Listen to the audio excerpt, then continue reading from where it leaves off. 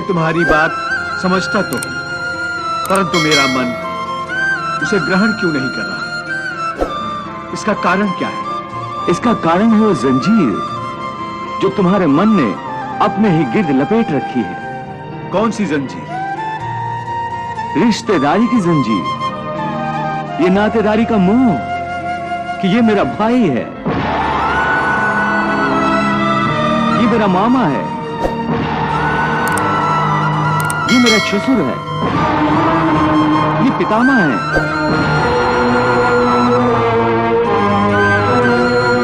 तुम ठीक कहते हो कि रिश्ते नातों की जंजीरों ने मुझे चारों तरफ से जकड़ रखा है, परंतु मैं इस जंजीर को कैसे तोड़ दूं?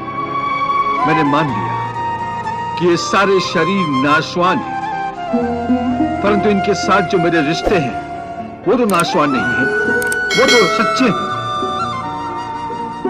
भीष्म मेरे पितामह हैं, अभिमन्यु मेरा पुत्र है, महाबली भीम मेरा सहोदर भाई है। ये रिश्ते तो सच्चे हैं। भले इन सब के शरीर मर जाएंगे, परंतु इन सब के साथ जो मेरे रिश्ते हैं वो तो नहीं मरेंगे। जैसे आज मेरे पिता महाराज पांडु का शरीर नहीं है, परंतु मेरे पिता आज भी महाराज पांडु हैं। पिता पुत्र का तो वो पवित्र रिश्ता समाप्त नहीं हुआ। इन रिश्तों की पवित्रता पर मैं कैसे प्रहार करूं? शरीर को भूल जाऊं, परंतु अपने दादा के रिश्ते पर तीर कैसे चलाऊं? अपने भाई के नाते पर तलवार कैसे उठाऊं? अर्जुन, ये रिश्ते, ये नाते सब इस जन्म के हैं। इस जन्म से पहले या इस जन्म के पश्चात इन रिश्तों का कोई अस्तित्व नहीं रहता। ये काका, मामा, भाई, पुत्र, पितामह पिछले जन्म में कहां थे? तुम्हारे क्या लगते थे? और अगले जन्म में ये क्या होंगे, कहां होंगे? इसका उत्तर है तुम्हारे पास? नहीं केशव। इसीलिए कहता हूं कि जब शरीर नाशवान है तो ये रिश्ते भी नाशवान हैं, क्योंकि ये सब नाते शरीर के हैं। और ये जो तुमने अपने पिता का उदाहरण दिया कि उनका तुम्हारा पिता पुत्र का नाता तो समाप्त नहीं हुआ, तो ये भी तुम्हारा भ्रम है, अज्ञान है। केवल तुम्हारे मन में अभी तक वो रिश्ता जीवित है, क्योंकि तुम अभी तक उसी जन्म में हो। परंतु तुम्हारे पिताश्री इस समय जिस योनि में भी होंगे, उनके लिए वो रिश्ता समाप्त हो चुका है। पिता की बात छोड़, अपनी बात करो। पिछले जन्म में जब तुम्हारी मृत्यु हुई होगी, उस समय तुम्हारे सब संबंधी रिश्तेदार रोए होंगे। तुम्हारी पत्नी ने, तुम्हारे पुत्रों ने बहुत विलाप किया होगा, परंतु आज इस जन्म में तुम्हें याद भी नहीं कि किस किस ने तुम्हारी मृत्यु पर विलाप किया था।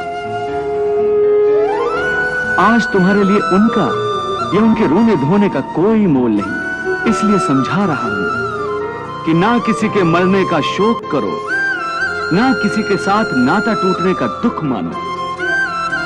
वैसे भी मेरी माया इतनी प्रबल है अर्जुन, कि जिन्हें तू समझता है कि तेरी मृत्यु के बाद शोक करेंगे, सारा जीवन रोते रहेंगे, वो भी असत्य है। मेरी माया के प्रभाव से थोड़े ही दिनों के बाद उन रोने वालों को तू फिर हंसता खेलता देखेगा। मित्र 4 दिन रोता है, भाई 10 दिन रोता है, पत्नी उससे अधिक रोती है, माता सबसे अधिक समय तक रोती है, परंतु सबके आंसू धीरे धीरे सूख जाते हैं और उन आंखों में फिर से नए नए सपनों की रोशनी चमकने लगती है। क्या तुम बता सकते हो कि पिछले जन्म में तुम्हारे किस रिश्तेदार ने तुम्हारे लिए कितना विलाप किया था? नहीं केशव, ये मैं कैसे बता सकता हूं? मुझे तो ये तक याद नहीं कि वो कौन थे।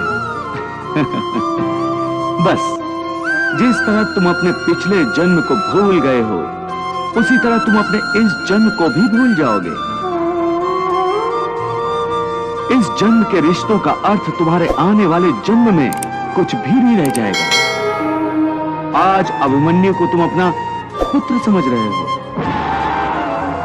हो सकता है पिछले जन्म में वो तुम्हारा पिता रहा हो, या आने वाले जन्म में तुम्हारा महाशत्रु बन जाए। आज तुम जिनको अपना रिश्तेदार समझ रहे हो, जिन्हें आदरणीय समझ रहे हो, और इसी कारण उनकी हत्या करने से संकोच कर रहे हो सकता है उन्हीं में से किसी ने तुम्हारे किसी पिछले जन्म में तुम्हारी हत्या की हो।